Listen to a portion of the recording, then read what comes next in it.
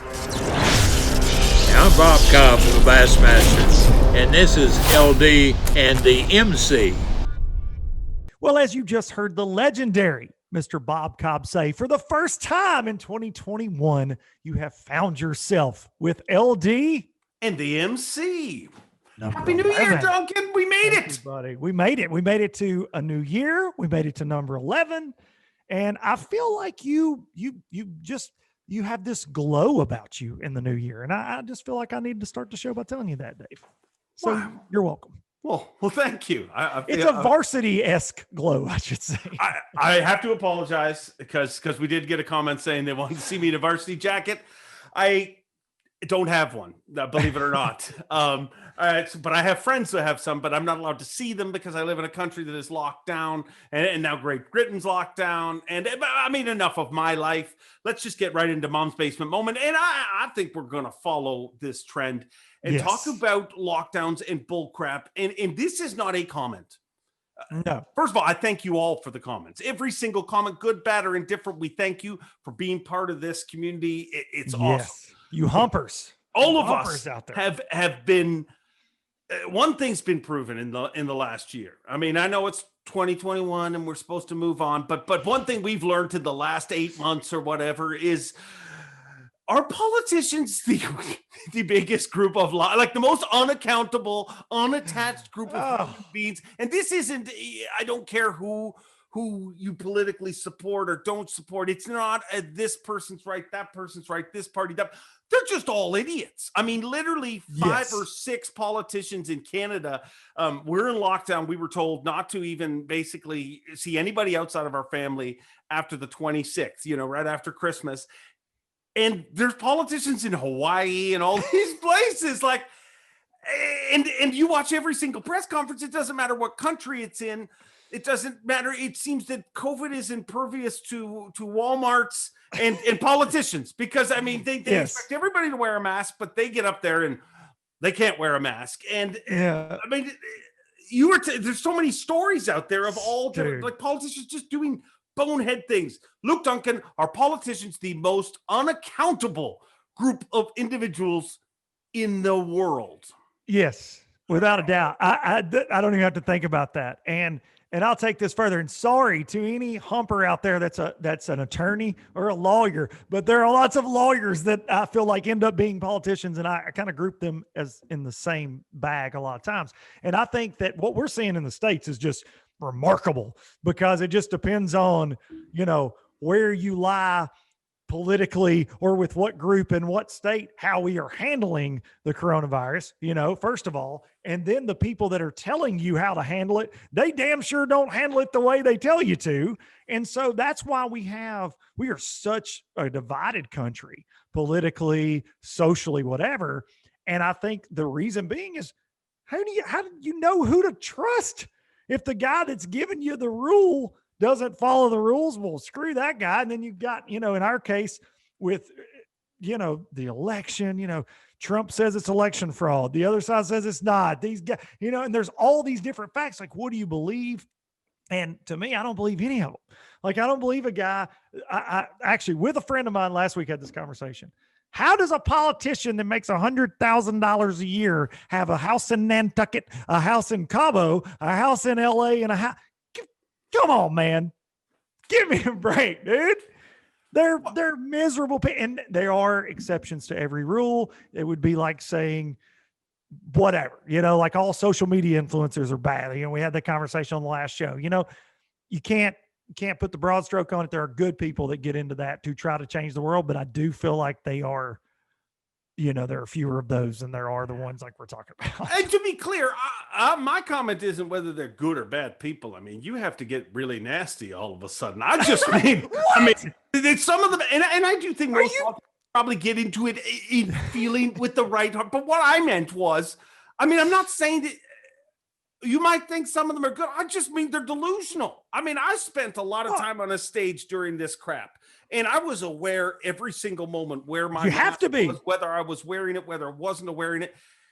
There's only one community that talks in front of a microphone and is so unaware. There's only one community around the world. Like, this isn't an America, Canada. No.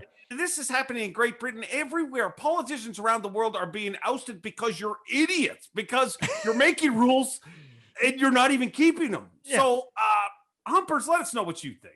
Yeah, absolutely. Comment on this. And then, dude, it's a controversial topic, but I feel like maybe it's not a battle of good versus evil, but I feel like the people, the good folks of the world see it as that. When a guy, like, how can you get behind somebody that tells you one thing and lives differently when you and your family are struggling because you can't go to your job or can't make your rent? You can't do this. And you see a guy and he's like, hey, caught skiing in Colorado. It's like, well, come on, man.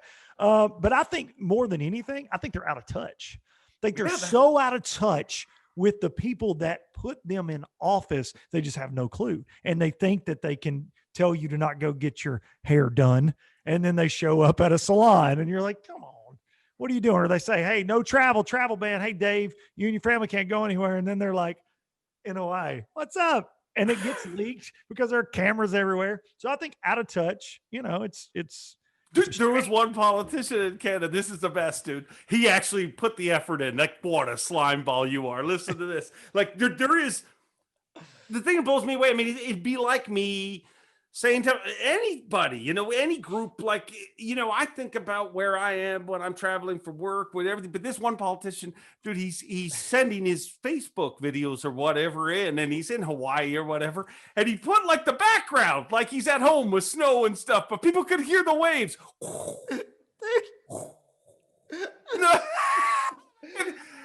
I mean, there's somebody who posts it for you, or somebody. Isn't there somebody in your that's like, John? Yep, there's a problem with the video you just posted. Listen, I've got to tell this because this is a transparent show. This may get me in trouble. This probably will get me in trouble. Not as much as the next topic I'll bring up, but go ahead. Okay. Well, so everything's been on Zoom in 2020. Everything was on Zoom, and I had a work call one day.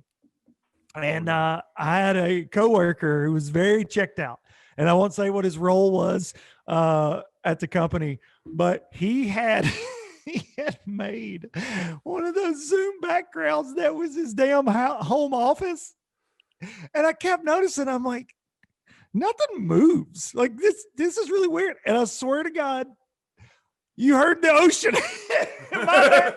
Was on the beach in a beach chair for a Zoom meeting. And I'm like, dude, mute the microphone, buddy. Mute it. So yeah. So it's not just politicians. It's just a lot of people are just like take advantage of situations, I guess. But that was one of we were all texting each other. Can you believe this? So yeah, I had to say that. But so if you're watching this and you were that person, I'm sorry. Maybe you shouldn't have done it. Yeah, no, strange. Here's one that really will shock you, because this is one we haven't even talked about. This literally came out while we were setting up here. And I think the best way to do is just, I don't even know if you know this news, but it shocked me. Just came out. Press release. I'm going to read it word for word. Hot off the presses, huh? Hot off the presses. Okay. Academy Sports and Outdoors joins Major League Fishing sponsor roster. Major League Fishing, the world's premier tournament fishing organization, announced today Academy Sports and Outdoors as the latest sponsor of the 2021 MLF Cup events, including sponsoring the 2021 Heritage Cup as the #1 rated television program on the Outdoor Channel for the last 5 years. The MLF Cups offer Academy an exclusive race. You know where it goes there. I have questions. Okay, so the Pro Bass Tour is now sponsored by Academy. Luke Duncan, I'm going to shut up and let you talk. Have you ever heard the term, because I get accused of this all the time, Dave, of being biased or whatever, but have you ever heard the term of people that just can't get out of their own way, just can't help it, and then they give you fodder to talk about? I said this earlier on an LBL episode last year about, like, it was shocking to me that Boyd Duckett was going to run a Camus boat, right? Because he was running a Triton and he has a dealership where he was selling Tritons, and that is a White River. It's a Bass Pro Tour. Yeah. So you have Johnny Morris 2 years ago, the man of the hour, the guy that owns half the industry. He makes the inaugural first cast from Kevin Van Dam's boat, and you have all this, and now you are signing a deal with his, I would say now, because he owns all of his other competition. He bought Sportsman's Warehouse. He owns Cabela's. His biggest competition, a chain that does well in Academy. What is going on within the ranks? You can take this either way. What is going on at Bass Pro? And what's going on in Major League Fishing and their relationship with Johnny and Bass Pro? Because like you said, the tour is called the Bass Pro Tour. He had a huge stake in the beginning of this. Very proud of, like, what is going on for you to sign Academy? The other side of it, I'll say, is, again, and I've said this before, Boyd Duckett might have the biggest set of just kahunas that anybody's ever had. He's like the Serrano in Major League Fishing, or Major League, the movie Major League. He's like, Serrano wants a bat. And he's like, you know what I'm going to do? Piss off the biggest guy in the industry because I don't care. Mic drop. And dude, it just works out for him. I don't know. So I will say he and I have obviously had our differences, but I'll say, dude, I look right in the camera. Boyd, you are doing unprecedented shit, buddy. Like you are, because it's so confusing to me that that's what they promised from the get-go. And it took a while, but we're getting there, right? We're getting to the unprecedented changes. No, I really, all jokes aside, like it is, I don't know how man, it gets to be tricky. That's tricky water to navigate. Like, I don't know what the Heritage Cup is or the World Championship I don't know what any of those are. I think those are like the TV show ones, not the Bass Pro Tour tournaments. But so it's not the Bass Pro Tour. No. Those are the cup events that. Well, so none of this makes any sense. That makes none of. Yeah, it's muddy waters. This is horrible. This is really bad podcast. Why would you listen to this crap, dude? Think about what you said. It is. They are sponsoring Major League Fit. Oh God, it's all so confusing. I have so many questions, and I wish that. Are you calling Boyd right now? No, I'm trying to decipher. Major League Fishing, the world's premier tournament fishing organization, announced today it is. Academy Sports and Outdoors as the latest sponsor of the 2021 MLF Cup events, which you qualify for by fishing the Bass Pro Tour. I don't even understand this. My brain is cross-threaded. Okay, so they don't. Finkel is Einhorn. Einhorn is Finkel. They sponsor the ones that you qualify for. So if you make it through the Pro Bass Tour to the Cups, to the Academy Cups, yes, the Academy Heritage Cups or whatever. So it is kind of connected. No, it is very much connected. That's what I'm saying. Like it's just not. They're not sponsoring the Bass Pro Tour. And that's where I'm saying the genius of Boyd comes in is he's getting money from both of them for the same. I say, well, I could take money from one of you, but I'd rather take it from all of you. Sorry, I'll let you boys duke it out. Or have we just Johnny bought Academy? That's already. what I'm about to say. Or have we just unveiled the fact that maybe Surprise. Johnny surprise? I've bought Academy. I don't know. I don't know. Would we sell LD and the MC to Johnny? Hell yeah. I'll sell it to half our humpers. Start a GoFundMe. We'll sell. Guys, chime in how much you would give to be LD and the MC sponsored by Ron Hinchcliffe. We want to know. We want to know. What would you give?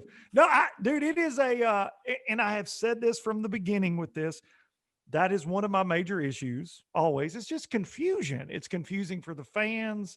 And maybe a casual fan doesn't look too deep into the fact that Bass Pro and Academy sponsor, and they don't think about that because they shop at both places. You know what I'm saying? Like, I don't know, but for being an industry person such as yourself, that is, in the past, we just didn't see that. Other than, Bass having multiple boat sponsors, they pulled that off. It was a careful dance. And Bass, to cut guys off, because I know right away people are commenting, well, Bass has been sponsored by Academy and Bass Pro. It's a different thing. That's not the Bass Pro Tour. And it's also, if you roll the clock back a couple of years, there was a lot of guys who felt they had no decision in this. It's the Bass Pro Tour.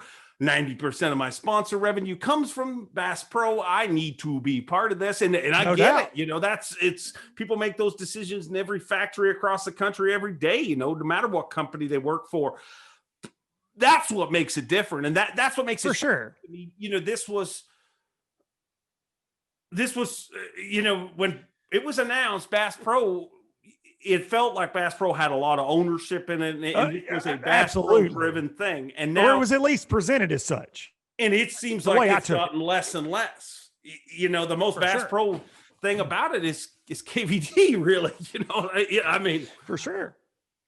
And Edwin and a bunch of guys. You know, and Edwin, yeah. There's, but you know what I'm saying? It's just it's shocking to me. Well, and I think coupled with the fact that Bass Pro is not just Bass Pro, they are also Tracker, White River Marine, which owns Ranger, which owns Triton, which bought Legend and did that, you know, and you got Nitro in there, and there's all these different, you know, things at play, which takes me to my next thing is this a Bass Pro issue more than a major league issue? Because we are seeing something right now, and I kind of prefaced it months ago, an overall shrinking of the industry, but a lot of guys playing musical boats. Dave. Oh yeah.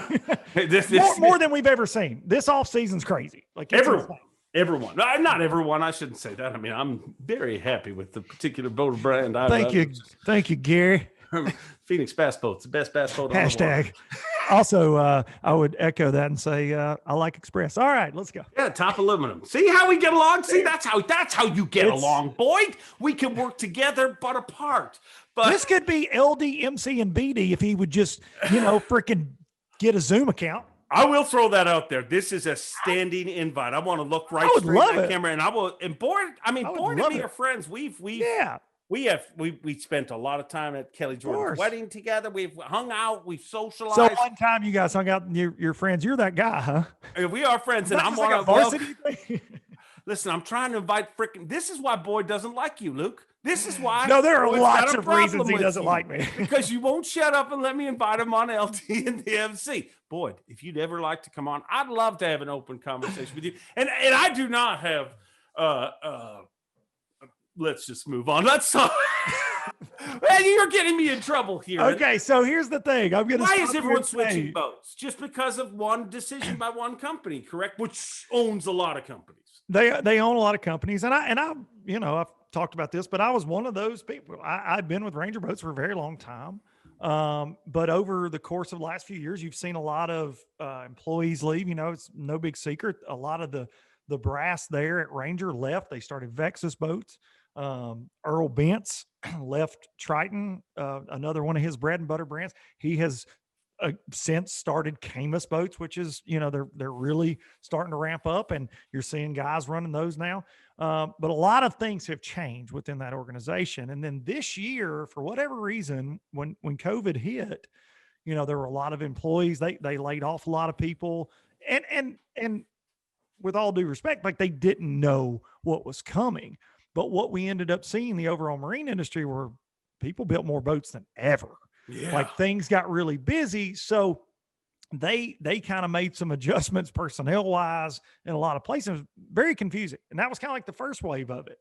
Well, then you start hearing the rumblings, and I got notified, like, hey man, your deal is no more. It's no good anymore. And there were, I would say, around a couple hundred people on that Ranger, what I would consider the pro staff, with varying deals from anything from free boats and money to, you know, heavily discount to delay bill, all sorts of things. And they cut it to 25. And that was, I mean, that's speaks volumes, and that's why you're seeing what you're seeing. And they cut it. And then after that, the more shocking thing was some of the ones we are seeing making announcements now were in the 25. And after talking to some of these guys, like I had Jason Christie on the podcast talking about his move to Express. And he said, make no buts about it, I was not fired from Ranger Boats. Like, he made the decision to leave. And we're talking to people, I think it's a confidence thing. Like, they see a lot of the changes that they're taking place. And I don't know, I can't speak for them. I don't know what's going on, why they would think this is a good play. You know what I mean? Because dude, even if you're selling a boat at a discount to a regional pro staff guy, that's a boat you're selling. You cut his deal away. Guess what he's going to do? He's going to go buy a Phoenix. He's going to go buy a Trite. He's going to get away from your group. So to me, I think it hurts them more than it helps them to kind of gut the pro staff. And we've seen Ish Monroe back at Skeeter, which is what he ran years ago before he switched to Ranger. He'd been with Ranger for years and years. Really was kind of, to me, one of the faces of Ranger. Dude, he would work Ranger boat dealership, open houses. Did you see Ish posting about that all the time? Like he was a requested pro staffer for Rangers everywhere. And no more. And now he's in a Skeeter. He's Scott Martin this week, big 26 years. And his family sold Rangers for that time. And a successful boat dealership. He's gone running a Skeeter. It's amazing to say. I saw Luke Clausen in a Charger. Yeah, I mean, there's just all these, and there are more announcements coming from guys from what I'm hearing that just haven't said anything yet. And a lot of that has to do with contracts running out and whatever. But I don't know, what's your take on it, dude? Like you've worked with some of these companies, and I don't want anybody to think like I'm throwing shade because I'm not. I'm just like, we get a ton of comments about this. I get DMs about people are like, oh my God, what is going on? Because as you see Bass Pro commercials on ESPN, hey, friend of the outdoor, you know what I mean? And you're like, why is everybody leaving? Oh my God. So what's your take? Number one, I mean, it's the worst time in history to have to do a boat deal. I feel for all those guys that are put in that situation because I mean, the only thing worse than losing your job is losing your job at the same time as 150 other guys that do the exact same job. Oh, true, man. I mean, it's the worst time ever. But it also kind of explains kind of the reality of pro fishing. Like really, like it's really easy to get online and be like, these guys get everything for free. These guys but they also can lose that major deal that they had for 26 years like that. Overnight. It's just like anybody's job. But here's the difference. There is no unemployment. There is no, there is no package that they're offered. Like nobody at Ranger said, hey, here's how it's going to work. We're going to slowly lower your deal. And, we're going to, there's none of that. Case. You just throwing out in the street and you got to fend for yourself and do the deals that you can do. So I feel horrible for those guys, but I also think it's a good opportunity for all of us as fans of the sport to look, and I use that word respect a lot. And even people, I can joke about Boyd like I did in the last segment, but I have the ultimate respect for all the pro anglers that fish everywhere, for everything that they hostaged and sacrificed and laid on the line. And but continue to do. That explains pro fishing. It never ends. The pressure never ever ends. You think, man, when I win a tournament, I'm going to, the pressure will be off. The pressure just gets more and more. It's crazier. Whether you're stressed about making the championship, making Angler Year, qualifying to be back on the tour, or holding on to your sponsors, that pressure never, ever stops. And that's one of the reasons that I have so much respect for the pro anglers. And I hate that this is happening to so many of them. I'm not condemning Bass Pro. No, it's their business. It's their decision to make. But it also shows you're never safe. There's a reason that a few years ago when I made a boat change, there's a reason I signed with the company that I did. No doubt. Same with me this year. I went and talked to pros. There's a lot of great brands out there. Oh my gosh, great people. Was definitely one of the ones that came to the top. But the biggest thing that I heard from every one of their pros is how happy they were about the relationship and how you know what I mean? How good Gary and Teresa are, and how Tim will drop everything. And Jeff and everybody, no doubt. Like, they'll do anything for you. And so, I mean, I think if we've learned in any industry, I said I wasn't condemning Bass Pro Shop, and I'm not, but you got to be, you want to make sure that you can count on the, that sounds bad. What I'm saying sounds bad. Well, I get what you're saying in that. And I want to back up and say that I am very thankful for the relationship I had at Ranger Boats. And I am very thankful. I have people that I am very close with in life that work at that organization still, that I talk to on almost a daily basis. And and I love them like family. And I would not have known them had it not been for that relationship. And there are a lot of great people within that. But the unfortunate part is I feel like you have people making decisions without really asking the core of the company what they should do or their opinions. And that is just corporate business in general. We see it everywhere. I've talked about it a lot, and that's just the overall what's going on, man. You're not, it's not you bashing Bass Pro and saying that Gary and Teresa are better people than Johnny Moore. Like that's not the comparison. I mean, I feel like that's where you're supposed to be helping me right now. Okay. I am. I'm bailing you out. Eh?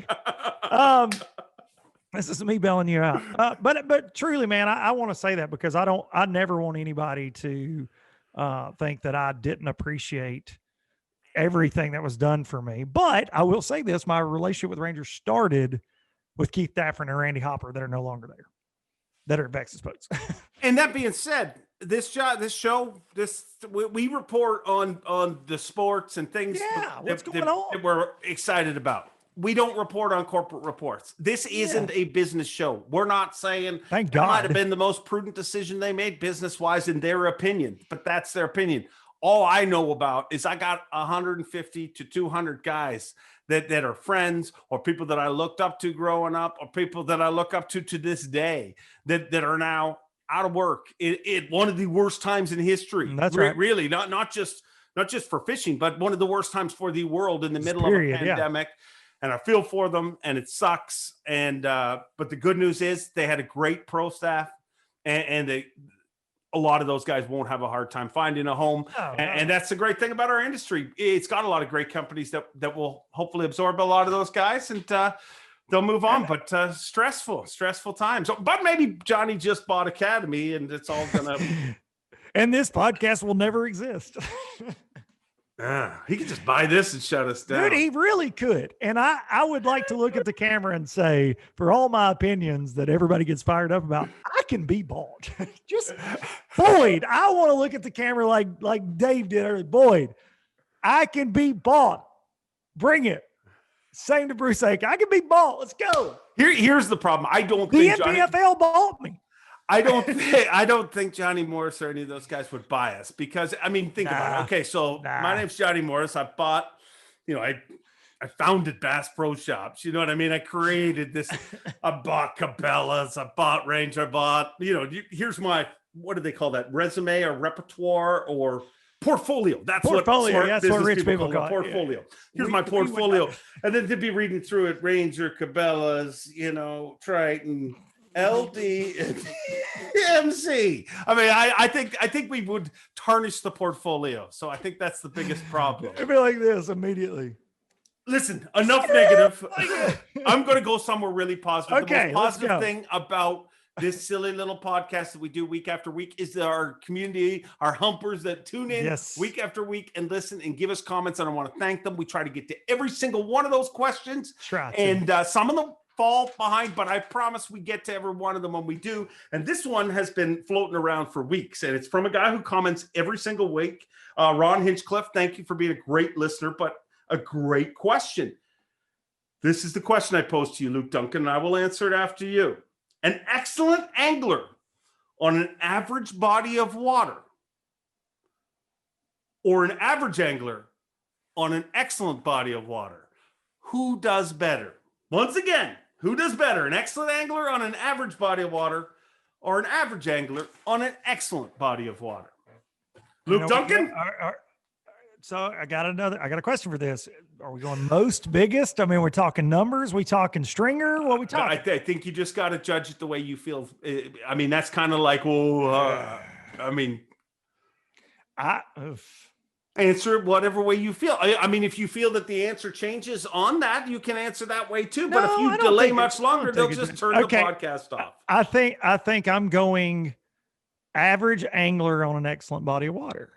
And the reason I am is we have all had times where we have been fortunate to fish amazing bodies of water that are untapped, and you can throw a 7-inch red shad worm and reel across the top of the water like a buzzbait, and a 7-pounder eats it. So I think that on any day of the week, an average angler on a heavily stocked, unpressured, amazing fishery would catch bigger, more, numbers, whatever, like all those categories than an amazing angler, whoever on Gunnersville, if that makes sense, just because it's heavily pressured. I think that, because I would say that's not an average fishery, but like it gets beat on, right? Yeah. So I think, I think you got to go average angler, excellent body of water. What are you thinking? I'd agree. I mean, body of water controls it always, I think, because just like you said, we've all been somewhere where a 7-pounder we've also been to incredible bodies of water. Every single one of us. I've been to areas that people pay to fish at times, where any idiot can catch them. Yes. And I'm here to tell you, any idiot cannot catch them at times. That's a fact. It is a fact. And I think that they fish have a lot more control than we would like to give them credit for, but they do. And that being said, I believe that excellent angler will almost always catch. Like, he's always going to perform, always going to rise to the top. If you take those two, you put them on the same body of water, he's always. It's not even close. But I do think that if you had a tournament that said, hey, all the pros, we're going to take 100 pros, we're going to take 100 AMs, you can go to any body of water you want, but the pros are only going to go to these body of water. The AMs will win. I mean, it's driven by the body of water. I mean, now I can know a few pros who probably disagree with that, but that's what makes them pros, and that's what makes us. Yeah, I mean, I think that it can be said that pros do phenomenal things on public bodies of water. You see it all the time. We saw it, like Patrick Walters, what he did at Lake Fork, one of the most pressured fisheries in the country, in a year where most fisheries suffered because of the pressure, unveil a new world. Essentially, like they do things, and we've seen this so many times, whether it be a technique that not everybody in a region knows about that a pro brings in, or a spot that they unlock. Or, I mean, think of Polinick. I think about him at Bull Shoals that time. Just this incredible, like, magic spot that really nobody else in the field knew about. Those kind of things blow me away with pro anglers, and always will. That is what separates them. They can show up in your town, and after 3 12-hour practice days, break a public body of water down, dealing with current conditions, dealing with fishing with the public a lot, right? It's not, which is the biggest thing that nobody talks about. I mean, it's insane what they do. It's like, the joke's been made for years, but like Tiger Woods doesn't have to worry about a guy coming and hitting his golf ball. They got people that hold signs that say, shh. Yeah, absolutely. Like the guys fishing in the championship Sunday don't have that. They don't have that. No, they have a loudmouth Canadian that's like, that's right. Or, 15 people that when they leave that grass bed are like, hell, he was catching them on that red chatterbait. Let's slide over there, Jimmy. I mean, and it happens. I mean, particularly where I live, dude, you live on the Tennessee River. Like we see, and we all call them pirates, like joking around, like you leave something in a major event, here they come. They're either marking it or they're actually fishing it to see what's going on. So I think obviously the pro gets the advantage just because of in the overall pro versus average angler. And if you put those, like you said, average anglers in a 3-day, multi-day event, even on their home body of water, like that's an interesting piece, because you see comments on Facebook, well, if I was on Lake Cumberland this week, this is what, I would have done this. And in the grand scheme of things, no, you wouldn't have, because I have been that guy that knows the lake and have been on the FLWT. You know what I mean? Like, dude, Pickwick, like there's not a lake that I know any better. Fishing FLW there, and dude, they showed me shit that I didn't know exist. I'm like, what did you guys do to win this week? And I thought I had it dialed that week, and it changed, and they crushed them. And it's always that way. I think the biggest difference between a pro that I've noticed in all the years just watching, the biggest difference that I see, they exploit everything that's there. Everything.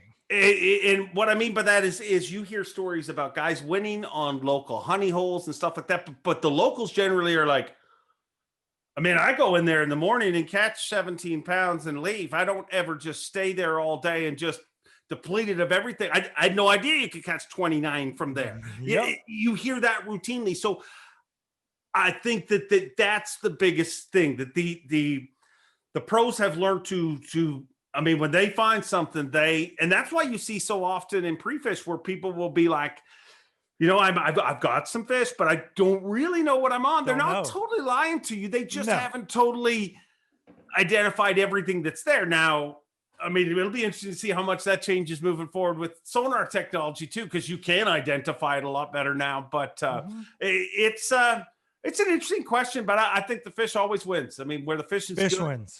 The fish always Fish wins. wins. You can take you know, average angler, excellent body of water, man, you're going to catch them. If the fish cooperate, you know, I can catch one every now and then. It's amazing. It's amazing how that works. But I want to say, amazing question. And we want more. We want more questions. Send them in, email them to us, send them on social media in video form. We'll put you on LD and the MC. We would love to do that. Right, Dave? I think I video questions. Right? Yes. Video questions. I mean, we don't know how we would collectively. We will figure it out. Edit it, but we will YouTube it and figure out how to do that. But we would love, like, throw us questions just in the comments or email. You can email lowbudgetlive, the number 1 at gmail.com if you want to send in a question. If you're listening going down the road on iTunes or Spotify or iHeartRadio, just shoot it to me. But videos are more than what, and look, if you do send us a video, I'll say this: be creative. No, don't. Come on, be funny. Put as little effort as possible. No, come on, Dave. Man, I'm telling you. It seems to be successful on YouTube. I watched a guy pour a beer for 3 minutes in a video. Yeah, that's true. Yeah, 4 minutes of the 6-minute video is a guy just sipping on a beer. 100,000 views later. Okay. Makes sense. But we want to, we cherish the fact that we have people that comment and love to go back and forth with us and our BS. And we want to make you guys and gals out there more part of the show. I think that for 2021, Dave and I have talked about that a lot. And so send it, bring it. Bring it. 2021, new year, new topics, new feedback, and good times. The one thing I can guarantee you is good times. We'll continue it on. And I mean, I think we're done, Luke. I mean, I got nothing else. I think we put ourselves in a lot of awkward spots. I mean, I will go on the record and say I found myself at a loss for words more times in the first LD and the MC of 2021 than I did in all of them last year. So if you thought 2020 was a shit show, stay tuned. Buckle up, Buttercup. It doesn't get any better. Thank you, guys and gals, for watching LD and the MC. And if we don't get shut off the air, we'll be back next week. See ya.